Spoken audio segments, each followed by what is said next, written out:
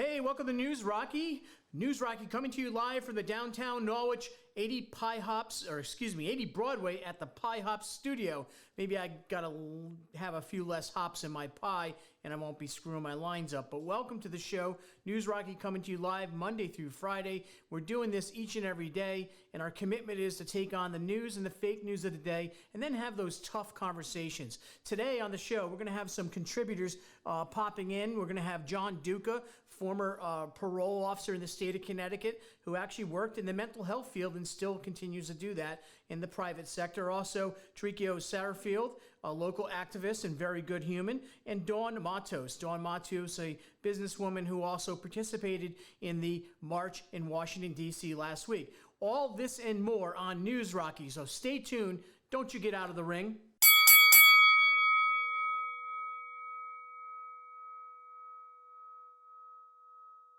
And welcome back to News Rocky, guys. This is Kevin, your host, coming to you live. And on the phone, I want to get right into it, is John Duka.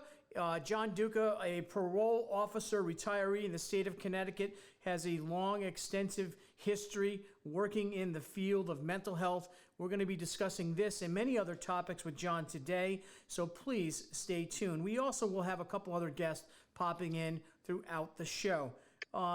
On the phone with me right now is John Duka and Tariko Satterfield. How are you, my friend? Both you guys up there, hello. How are you?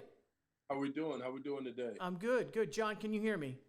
Yes. Good afternoon, Kevin. Good. So I got you guys up there, and popping in will probably be Dawn Matos when she gets zoomed in with us. So thanks, gentlemen, for taking some time off today. And John, let me go back to Tariko. We started this, back in March, April? We started having these conversations, right?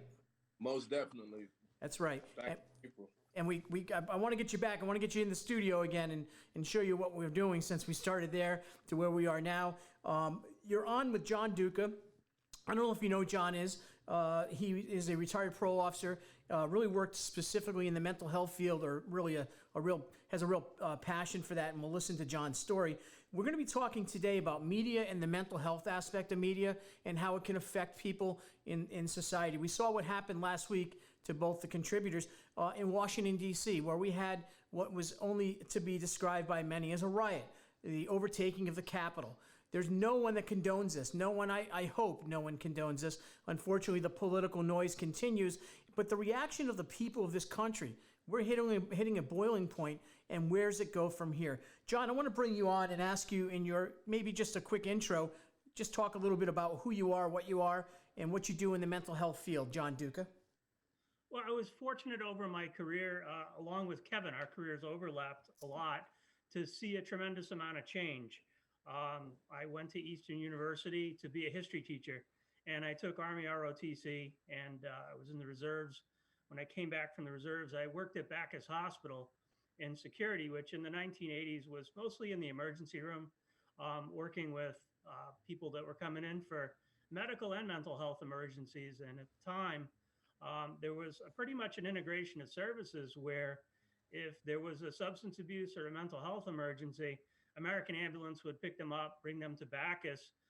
They would be assessed, evaluated, and once they were stabilized, they were transferred to the Benesky Detox, which was a state-run facility on the grounds of the Norwich State Hospital. Some would stay there and just detox for a few days. Other with the mental health issues or needing long-term substance abuse detox and treatment would stay there for extended periods. And then there were others that came through that cycle several times a week. When the state closed the Norwich State Hospital in the mid-90s, I had moved into other positions with the state. And there's some services locally. There's still a lot of those higher level mental health services that are forensic, that are run by the state, that only exist in Middletown, such as Whiting Forensic and some of the secure facilities out there. The rest has really gone to private providers in the area. So there is a pretty good system of care in southeastern Connecticut. We do have an excellent mobile outreach, the CIT program with the police departments I was fortunate to be involved with, which integrates specialized police officers with mental health training along with clinicians, and long-term relationships where clinicians have ridden with police officers in the cars to respond to people in crisis, and also to do follow-up with people that are in need. It's very challenged right now. I think that'll be some of our other conversations. Yeah, that I we want to have. get into the challenge part, John, and thank you for the intro. And obviously, a lengthy career and sort of spans over time the evolution of mental health and the services in Connecticut. I think back then, when you're talking about in the start, there was 5 mental health districts in Connecticut that dealt with the different populations. Unfortunately, when we sort of turned those lights out on those facilities, people spread, and they actually came into the prison system, as you know. Tariko, I want to get to you, and I think you really have a strong passion for your community. You're involved in so much. I know that you're dealing with this, in particularly with the young people that you are so passionate about. What is it? Talk a little bit about you, what you do, but also like how this is affecting the young people you engage with the mental health of today's issues. First of all, John, thank you so much for that description of the work that you've done. And Kevin, thank you so much for having me on News Rocky. I'm honored to be here. But just in the work that I do, especially specifically around mental health, I like to tell people that I don't just work mental health. I've had to fight through mental health myself, from my own story and my own background, growing up in a single family household and having some struggles in education while going to school, and dealing with things that were the traumas that came out of my childhood experience. And so now I'm a professional that works in the education field, in the middle school over at Benny Dover Jackson Middle in New London.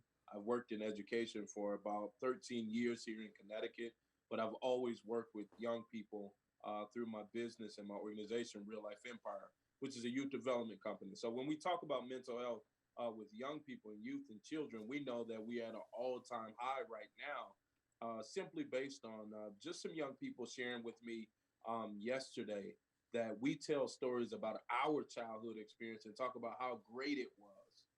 And this kid began to allude and elaborate on that their experience as a child has been traumatic the entire time they've been alive, excuse me. And so what they talked about was that they remember 9/11. They remember all these things that happened, even when Barack Obama was president.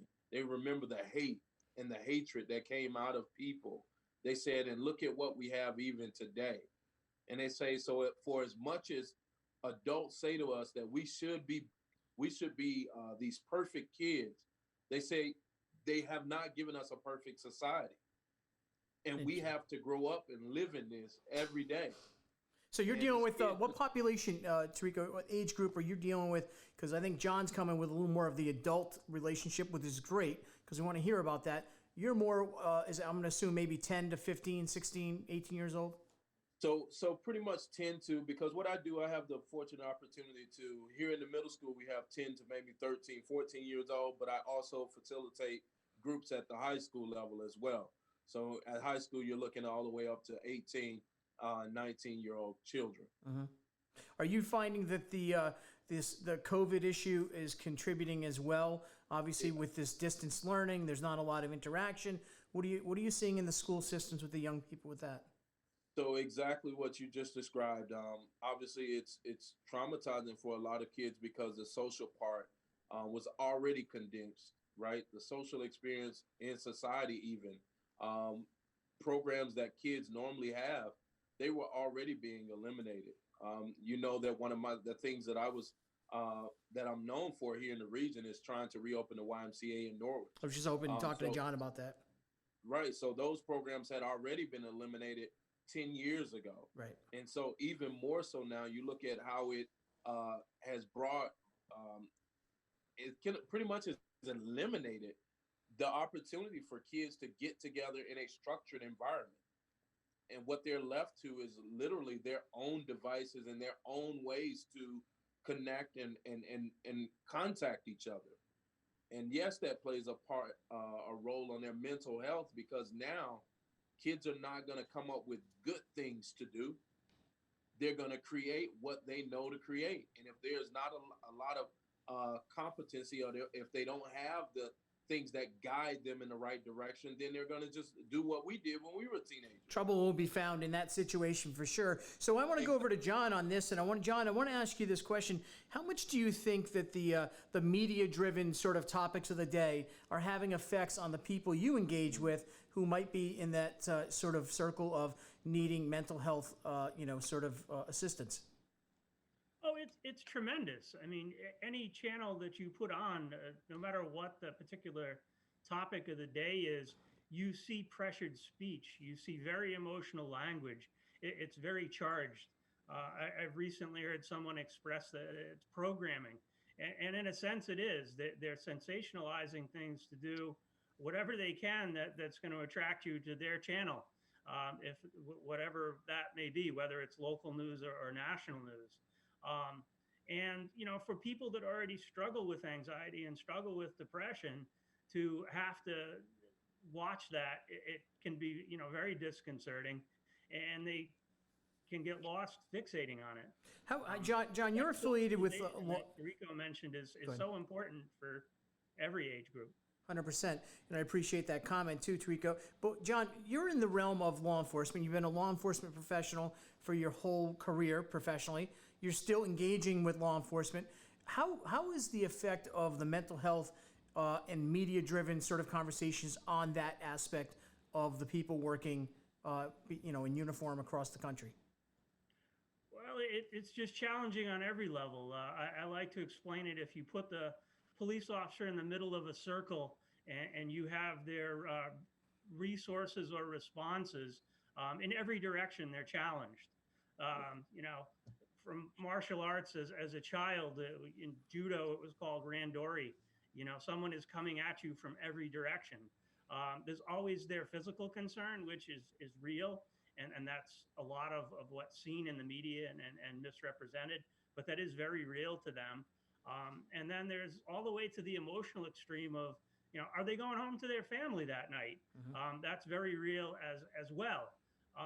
An aspect that I advocate and try and educate the public about is people don't understand the exhaustion, the physical and mental exhaustion that exists in law enforcement in a 24/7 schedule, the mandatory overtime. You can speak to that, Kevin. Your first few years in corrections, you never knew if you were going home. It often didn't, right? And now to try and not have any relief in any direction, it's just tremendously challenging. So, Tariko, when we talk about that aspect of law enforcement media, the population of students you're dealing with, that age group, do they have some opinions maybe driven by the media and possibly, maybe with the mental health aspect of what they're viewing from the media-driven policy, policymakers? Any comments on that? Of course. Of course it does. Media and programming, I'd like to tell people that it's called TV, which is tell a vision. Mm-hmm. It is telling a vision to every individual that sits and watches it. Mm-hmm. And like he said, it programs you. And it programs you to have a response. It programs you to what they want you to see, what they want you to have access, and how they want you to think. So you really have to prioritize what you put in front of your gates, is what I call your eyes. Your eyes are your gates. There's an entry and there's an exit. What enters me it depicts how I see from myself. And so I have to protect what I'm looking at and what I'm receiving, what signal, what frequency I'm on when I'm watching television. Now, have you been back with the students since the incident that took place at the Capitol? Yes. So we have been back. We came back last week, and we held the space. I actually, here in my school, held space. Whenever we have any kind of events, we hold space for our staff as well as our students, so that they can come and kind of process through what it is that they're experiencing for that reason. What were the students talking about, Tariko, in regards to the incident at the Capitol? Some serious stuff, obviously. One officer has passed away from violence, some others affected possibly from a heart attack or other issues that took place. This is a time in the country's history where this revolution, and in a lot of ways it looked like, something out of a Hollywood movie, shameful as it is. What were the students talking about? How were they affected by that? So, excuse the intercom because I'm here in the school, but a lot of the students are saying one of the major themes that keep coming out is, where is peace? I was shocked that a lot of students would continue to ask. We keep hearing how it's better, how it's great to be an American, or we should be proud to be an American. And they said, but it seems like there's no peace in America. Mhm. They said we hear about it a lot, but that's not what we see. John, when you hear that comment about, sort of that perspective on things and appreciating the young people and the challenges, right? I mean, we all grew up in a different time when throwing a football or fishing, that's what preoccupied us, not a handheld device where you talk to your best friend across the country. It's a really different world. But John, how much of that mental health aspect do you think from the media drove us into what took place, in your opinion, last week in Washington, D.C.? Oh, I think it's absolutely a huge aspect of it. It depersonalizes. It causes people to fixate on an extreme, polarization of their emotions.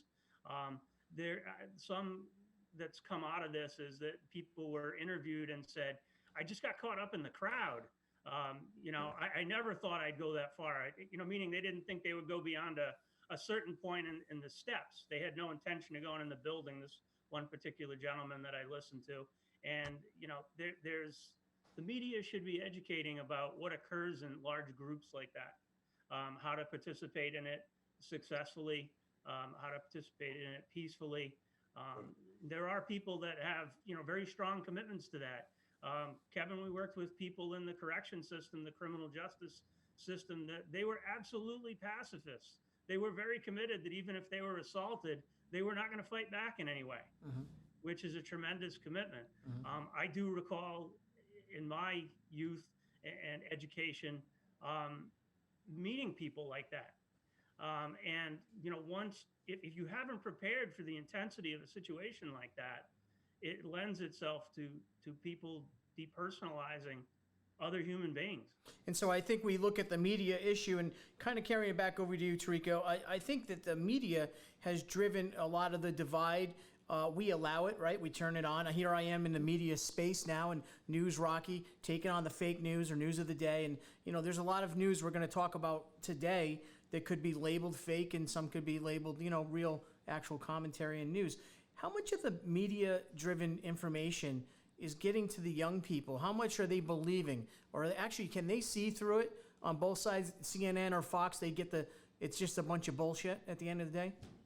Well, to be honest, I think what kids are getting is the sound bites, right? Kids get the sound bites, they get the headlines. And sometimes kids are already not able to process the information, and sometimes not even able to process what they're seeing. Also, they get sound bites from their families, within their family units, within the places and the spaces that they go. And so a lot of it is hard to process for kids. They're trying to just process everyday life still.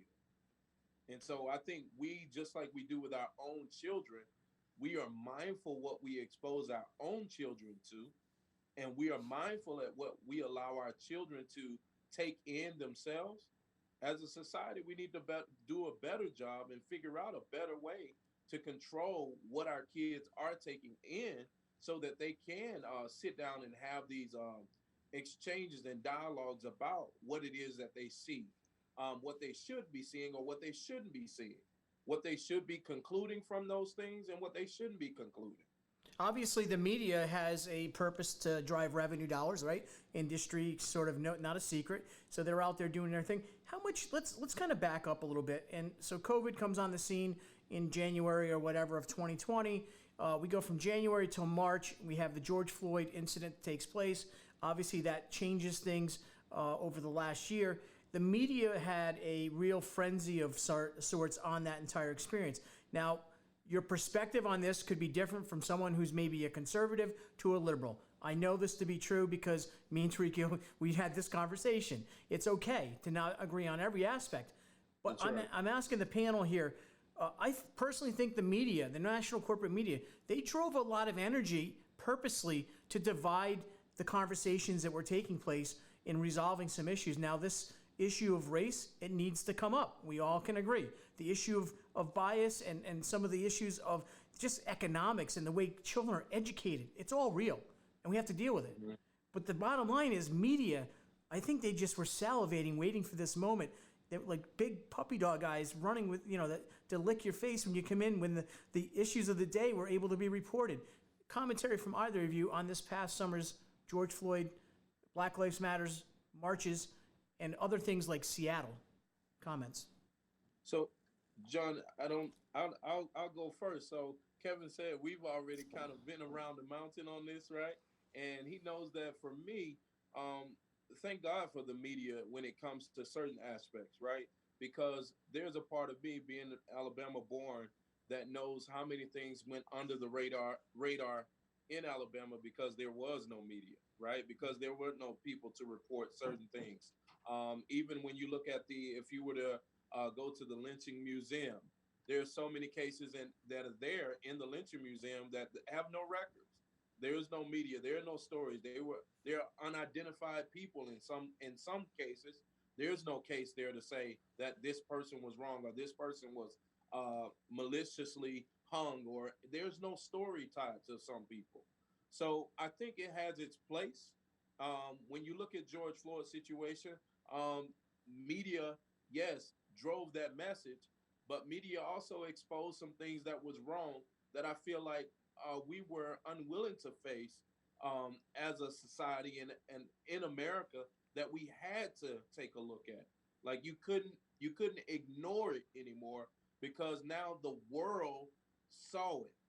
The world was confronted with this issue. When you hear about let's talk about there being mental health issues with police officers. If there were mental health issues with police officers and they weren't taking it serious, now this exposes that there's some problem. Something is wrong, and what are we doing about it? And what now can we do to build a plan to support so these officers can make it home? Very good point. Well pointed. So, John, any comments from that perspective on this discussion? Well, I actually participated in a panel with you and Tariko in the spring. Right. We had done that. And particularly Mr. Floyd's situation, every fatality is a tragedy. And Tariko's found a positive out of that it did put it immediately in the forefront, and it stayed in the forefront where these incidents happen, and then the news cycle. Kevin, you and I have been to public information officer training. Mm-hmm. An incident is 3 days, and after 3 days, they move on to the next thing. Mm-hmm. In this case, it stayed there. Where I think the failure was, if we autopsy it, is the media was eagerly looking for something, and then how they framed it kept people towards negative emotions, not towards positive emotions of what could be done. Here we are months later. Where is the increased funding for the mental health training for police officers? Where is the increased funding for the mental health services for police officers? You want to put a social worker in a police department? I'm 100% for it. I'm a big advocate of it. I'm also a big advocate of why doesn't every community have a YMCA? Norwich and New London, it's embarrassing. You have Westerly and Mystic, it's very coordinated. It's Where are your priorities? You want to put a social worker in a police department? Well, here's the hard reality. They have a 60 credit master's degree. They've been in school 6 years. They have thousands of clinical hours and a license. There are very few licensed social workers. It's a steep pyramid. And I'm not seeing those advertisements in the paper. I'm not seeing those articles in the paper. We're very blessed with the CIT program in this area. Captain Ken Edwards in New London brought it here from Tennessee almost 20 years ago. And Louise Pyers, who is a social worker, was able to be the office structure for it, the scheduler. She wears many, many hats. And really that program has survived and thrived because of the number of people and agencies that have allowed their employees to volunteer doing it. But quite honestly, they're always challenged budget-wise. And if we're not seeing those things in the paper that have been advocated for, why? Good question, why? And I want to ask a question, why, to the panel again, John Duka and Tariko Satterfield. And Tariko, I got to tell you, I love watching you and the wife every Sunday. You guys do a nice job. And so actually, I want her to come on someday too. I would love to. We got to have that Definitely. Conversation, okay? Definitely. I want to ask a question just in regards. So much has happened, and such. I feel like we've been on this massive downhill descent. And clearly, I don't run away from my responsibilities. Who I supported, who's in office, and the elephant in the room right now is Donald Trump on every conversation. So get it out of the way, right? Here we are, though. Do you find it a little disingenuous? And this is just a question. Disingenuous. For example, in the corporate media world, if you turn on any national program now, do you not see commercials? There are more black actors and getting work now today than there were a year ago. Why did we wait till now to do it? That's one question. Why is the reaction always to sort of credit the behavior? And so to me, it's almost like, Hollywood, you should have been doing that. Education, we should be demanding the best education for our students, as John touched on. There are students in the state of Connecticut and throughout the country that can't learn the same way because they don't have technology afforded to them. But yet we sit and we go to the, up to the pulpit, so to speak, and these pundits will promise, I'm going to fix it. I want to ask this panel, has a politician ever lied to you? Well, Kevin, for myself personally, I don't go talk to a lot of politicians myself. And have they ever lied? Of course they have. I think one of the scariest things, and I with all due respect to any politician, like the truth of the matter is the pressure that comes with running for politics is that there's so much money tied to so many different people and so many different things that it does. It forces people to become and do things that is, I believe, outside of sometimes people's character because there are dollars tied to it. And Greed. Would you call it greed when you see somebody, and I hate to use the example, Nancy Pelosi goes to Washington, D.C. It's well documented. She came with almost no money and now is worth about $150 million as a congresswoman working in her district. Well, and as John was talking about, John Duka, well, we can talk about Nancy Pelosi, we can talk about Donald Trump, we can talk about anybody that's been a politician, right? Yep. But when we're talking about, like what John is talking about, Duka, what he's talking about is our everyday kids that I work in the schools with, they still need facilities to go to, and they don't have them. Mm-hmm. Sure. And they're not in politics. Right. But they are, watch this, but they are the people who will sit in the seats of those individuals. Oh, yeah. And so I think it would be, we would be driven as a country and as a society to invest in them. 100%. Agreed. 100% agree with you on that. John, any comments on that topic as we're going down the list? Well, I'll be honest with you, Kevin. I've tried to avoid most politicians my entire professional and personal life. But there's rare exceptions. The Northeast was extremely challenged. I've been to the Northeast Council of Governments meetings, the Human Services. Young lady up there really did a tremendous study of what the poverty in Northeastern Connecticut is worse than the inner cities. Thompson, Connecticut, I think is one of the worst poverty. Yeah, very, very. Yeah, and Mike Karen was the representative up there. He was immediately responsive to state employees, state agencies for many years. Kathy Austin, she's at everything in the area. Mm-hmm. And I'm more of a fiscal conservative at this stage of life. I started out a Kennedy Democrat, profiles and courage as a young person. That's your example. And then I saw real, at every level of government, questionable financial things. It doesn't get better for the people who are being serviced. So I liked your direct question. Have I ever been lied to by a politician? Have they looked at me in the eye and said something that was false? I don't know. I've had very few conversations, but I think daily we're all being failed by lies of omission. One example I want to give you that's very graphic that the public should be screaming about and doing everything they possibly can is this last bill that passed was 5,000 pages. And there was one congressman or senator, I don't recall what he was, but he had his hand on it. It's this crazy high stack of paper. And he goes, I haven't read it. Nobody's actually read it. We're just going to vote on it. And I think the glaring part of that is how much money went overseas and why. versus how much money actually went to our country. What I've chosen to focus on is, what's going on in our area. That's all I can do. We don't have county government in Connecticut. A lot of things within the region are interlinked. The Southeastern Council of Government does a good job with things. The state agencies that are organized along, regional lines do a good job of working with the towns in this area. Well, I appreciate John, very well put, and appreciate your clarity and honesty, and Tariko, you as well, talking about these really tough topics.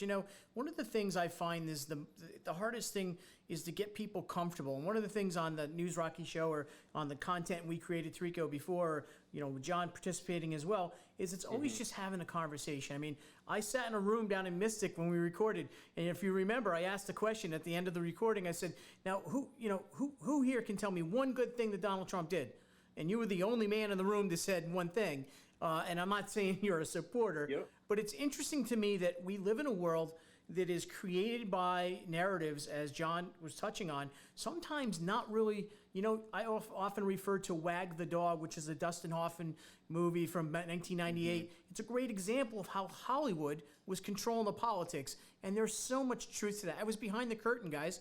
I served in the state of Connecticut, and I can tell you, to the example of the 5,000 pages for that bill, John, you get that bill sometimes hours before a meeting or before the call. And when you get that bill, you're expected to read it all. I was at the state capitol. They pay all these lawyers and, believe me, operation of government, we could save some money there. They pay all these staffers to read, and they give you a highlight version of whatever side of the aisle you're on, right? That's how it works. Government has kept us in the dark for so many years. That's why these folks slide through the cracks, and they make $140 million while serving. We need to take our government back. Do you both agree that term limits might be something that effectively, now that has a mental health aspect. I'm going to tell you why. Because when you talk about term limits, it tells someone that you're going to fight your ass off for a job that you're not going to be guaranteed, 2 years down the road. But to me, maybe that's an effective mental health tool in getting the right people to run. Well, definitely, I think on my end, I think that people definitely need to start thinking about, when we talk about mental health, you've got to know that these people go through, they don't have time to deal with their mental health, because there's the pressure that comes from the party, there's the pressure that comes from the people, there's the pressure that comes from the process. And all of that weighs on an individual when you're sitting in that seat. I can't say for me, because I haven't been a politician, but I can only imagine what the pressure is, even in the education system, and working and doing the job that I do, when those documents come through by the table, and we have to read them, and you have to know them, and you have to implement them. And so it really takes some due diligence for you to commit yourself to integrity, to commit yourself to, this is how I'm going to do the job, irregardless of how somebody else does the job. I'm going to be a person of integrity. And if integrity costs me the office or costs me the position, then I will leave the position. Appreciate that. John, I want to go over to COVID and the impact of your population you deal with. And Tariko, we'll go back to you on this one too, because this is big. 2020 was different in so many ways. Obviously, COVID, education now changes the way they do things. They go into a Zoom education, your remote learning. There's a missing link to our young people connecting with each other as it is. How much of the COVID effect is going to last us long term, and what's your opinion of where we go from here? Well, it's changed habits. Even training new employees or training existing employees, the biohazard safety training has to come before anything else. And I don't mean to go off topic, but this has had a tremendous effect on our region. I think a lot of people are going to have to look at that. ACLS, Atlantic City Linen Services, Governor Malloy was here a little over 2 years ago. They will employ anyone. They don't care what the person's record was. They have a lot of direct supervision. It's an open work environment. If you're a hard worker, they'll give you a break. Even a population that's very challenged to find employment, and for agencies to find appropriate employment for them, people on probation and parole that are sex offenders, ACLS, would give them a break as long as they worked hard. Their business came from the casinos. We also lost the casinos. I'm just talking for the most part. I'm just talking rough numbers, but 10,000 employees in each casino, 20,000 people that their work is disrupted. It's had a ripple effect. Mhm. Hopefully that will come back in degrees or in phases. But those are the things that we're looking at. The dilemma that people have of, do they go back to work part-time as their employers can afford, or do they stay on unemployment, which, depending on what the number is, people are going to do what the best number is for themselves and their family. So, what are the services coming out of this? Tariko mentioned 9/11. That's a good example. This is that level that the entire country was traumatized. For critical incident stress debriefing, critical incident stress management, there have been incidents that have occurred in towns where a train crash, multiple fatalities, is a good example. Well, what is the media going to do to help us? What is, all the public information from every level of government going to do to help the public? How do we, with that same conversation, Trico, do you have anything to add to that? Well, I just what John was just sharing about, what are they going to do to help us? I think that's a great question, John. It really boils down to is what stories can you tell that's going to help people find access points, right? That's going to better their lives. That's going to give them information that is vital to their families moving forward. Um, Shows like this are going to be helpful for communities to hear and unmask things that are not healthy, things that are untrue.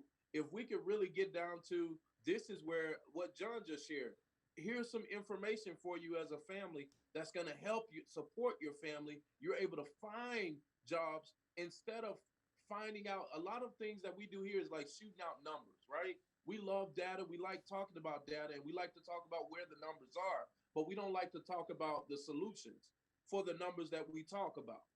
And so I think we need news to start activating solution driven news that helps our communities, helps our families, and help our children. That's how we help our world and help our future. That's how we bounce back. So let's bounce back, and I agree with both of the panelists here. Again, we have John Duka and Tariko Satterfield, and we are privileged to have these two professionals giving us some time today on the News Rocky show. I want to continue down the mental health aspect of, so we had the COVID issue, we, as you compared to 9/11, major issue we all, sort of experienced together. I do think that what I witnessed last week was the most significant change in the history of this country by its own citizenship. And I say that we are at a breaking point today, not as if I guess maybe we're going to go out and, brother against brother, the Civil War concept, but I fear that we are getting closer and closer to small skirmishes and uprisings coming back. Do you guys have a comment on the mental health aspect driving that energy? John? Well, I think you can look at it in barometers that you can see. People's driving is pretty bad. That's something that people can be conscious of. I take different roads. There's certain roads I don't go on certain times because I can see what's going on with the drivers. There's positive things that people can do for themselves, re-engaging with religious, spiritual groups, re-engaging with community groups. I think people have to do that. There's a tremendous need in the soup kitchen. I'm a huge advocate of St. Vincent de Paul Soup Kitchen and the Meal Center in New London, MASH, out in Mystic, all throughout the region. I think people really need to sit down and say, all right, this is what I can't do. What can I do? You go in the grocery stores and same thing. If you go in at the wrong time, people, they're right close to having conflict with each other. If not, I've seen a few meltdowns, and you're hard pressed to help in those situations. Tariko, do you see the same thing when you're dealing with, sort of your commentary from your perspective on that? Oh, definitely. Same thing. I think when we talk about basically aiding and supporting, I think we need to dial it back in to treat others the way you want to be treated. I think those simple things, I think what we see is the hate that people give to others is a lot of the hate that they're experiencing in their own hearts. A about whether it's anger at politicians, whether it's anger at the society, whether it's anger at the past, whether it's anger about now. That anger, and we know, we see it. Let's deal with it just in our own personal families. Mhm. What does anger look like when it's in your home? And do you like it? Do you love it? What do you do to get rid of it? And so I think we really need, like he said, dial back into those spiritual centers and the places where you give, and the places where you serve, where you're looking to help. Like I said, be solution driven versus looking at problems and figuring out how can I tell people about the problems more. Well, the people that have problems, and we know in business, they pay people to have solutions. And so if we want to see ourselves increase, that business concept of being solution solver, solve a problem and get there before anybody, and you'll get a lot of money. Well, that's the same thing that we need to do about serving each other, right? Find problems, become a solution to it, and get there before anybody else, right? So that you can cause a ripple effect of growth, of love, and all the great things that we want to see happening in our community.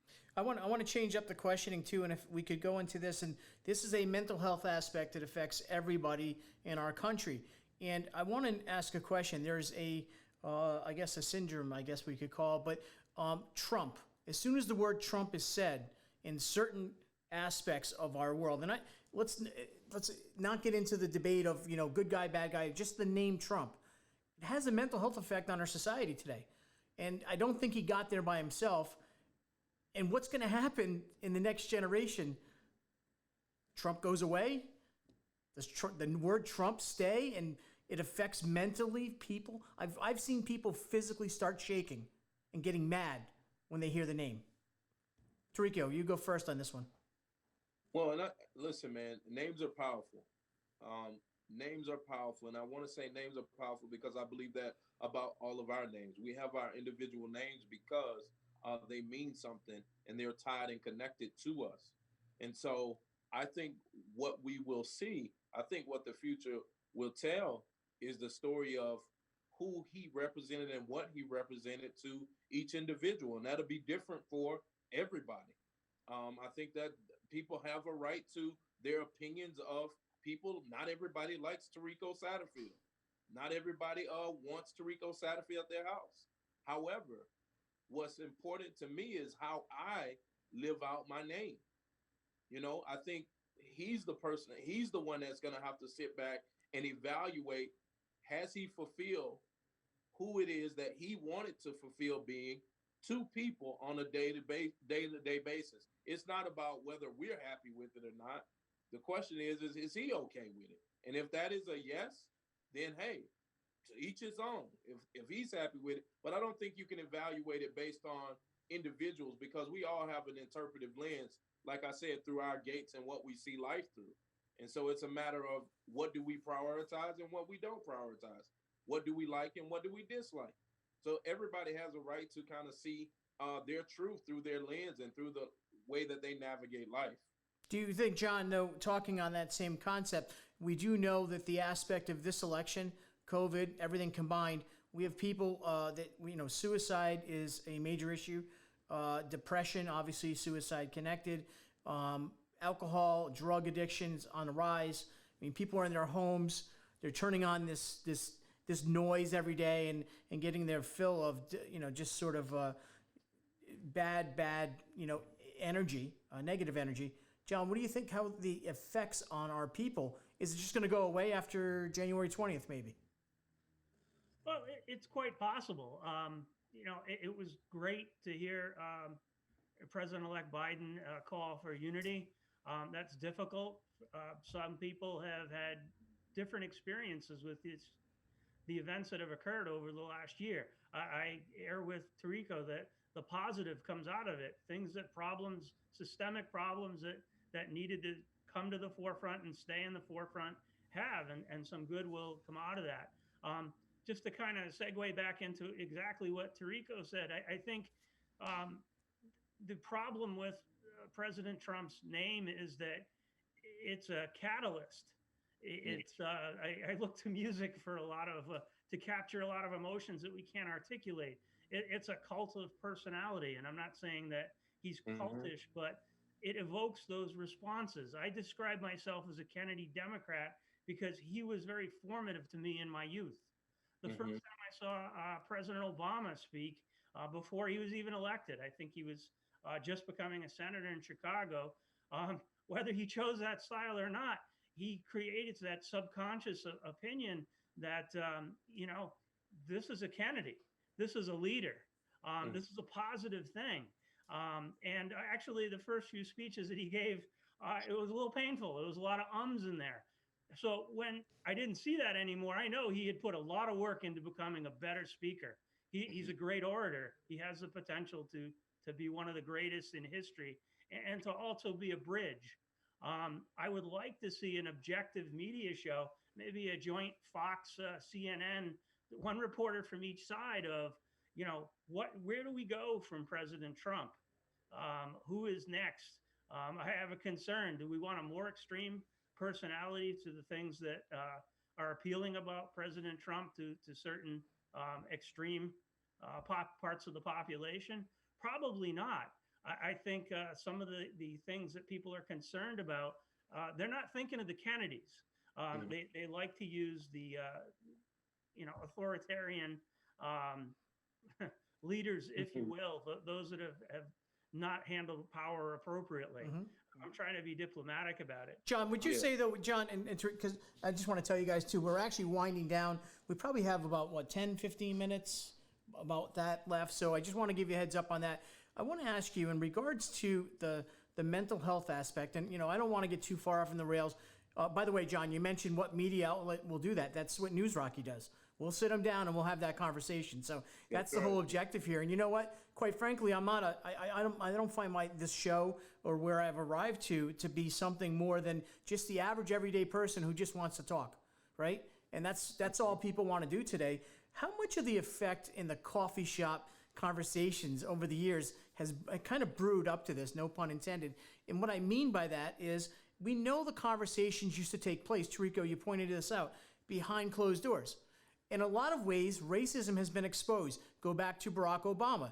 Barack Obama exposed racism in a different way in our country. Now, I didn't like his policies, but it doesn't mean that I didn't like the man or the human. I think sometimes media does, if you come out and comment negatively about Barack Obama, you automatically get called a racist, which is unfair. And if you are in support of, say, Donald Trump, it's automatic you're a racist if you're in that line. Those are kind of easy excuses without knowing all the facts. Commentary from either one of you. Tariko, you start. Well, I think exactly what I was saying earlier is because most people attribute the person, not the policy, right? And so when you say names of people, for me, when I hear of Barack Obama, I don't think policy. The first thing I think as an African American is he was the first black president in the United States of America. I love this guy.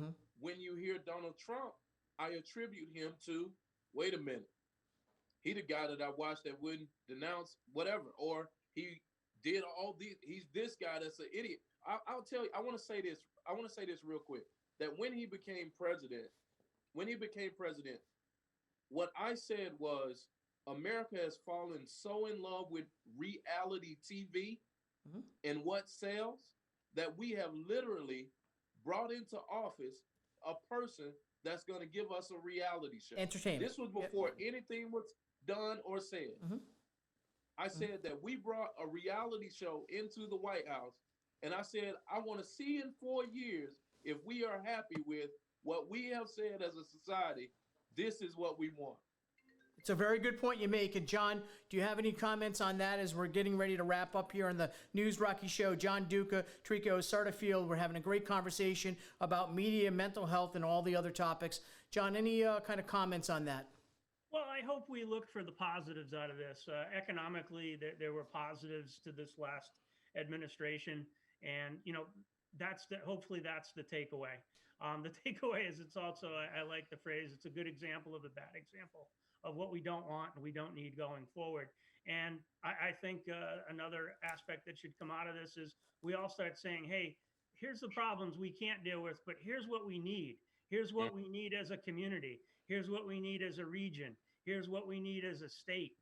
and hold our politicians accountable to that. It's great you got a 5,000-page bill, but what are you doing about youth centers in my Right. city, in my region? Do that, and you would solve a lot of, or help a lot with a lot of mental health problems. Well, I think today's show, we covered a lot of topics and we centered around the mental health issue. I want to say thank you to both John and Tariko for coming on, and I want to just ask you both to come on again. Hopefully once this whole COVID thing is out of the way. We actually have, I shouldn't tell you, a cat out of the bag. There's a brand new studio being planned, a larger facility here in the city, and we're going to have some really cool things going on with not just this show, but all the content that's being created by the Helms Media Group and the Forward TV program. Good things are coming in knowledge. So, Tariko, you got to get down here. John? I got to get down there. And as soon as COVID's over, you get you guys in the studio. I thank you so much for coming on today and talking. We will have this continuous conversation. The tough talks are the talks we need to have. And so thank you. I agree. Thanks, Thank Kevin. you, You and the team are doing a great job. Thank you very much, and we'll talk to you later. So, guys, this is the News Rocky coming to an end here. We had a great show. I think we had some real good contributors there from John and Tariko, two solid human beings. I call them my friends. Actually, I appreciate them very much. You don't have to have a conversation with someone you agree with, but you have to be able to have the conversation. See, we always put in front of ourselves obstacles. Obstacles create an unwillingness to try to succeed. If I see a problem in front of me, right out of the box, if I just hear something, well, you're a Trump fan, so you're a racist. How do you think that makes that conversation proceed? Or if I, on the other side, go, oh, you're an Obama fan, and you know what, all you care about is unfair treatment to one class of people over another, or you're like this or that. How does that make you feel? See, words hurt. And by the way, I'm a person who uses words all the time to hurt people. I admit it. I'm bad at it. Actually, I'm good at it, but back in my day, we would call it bad.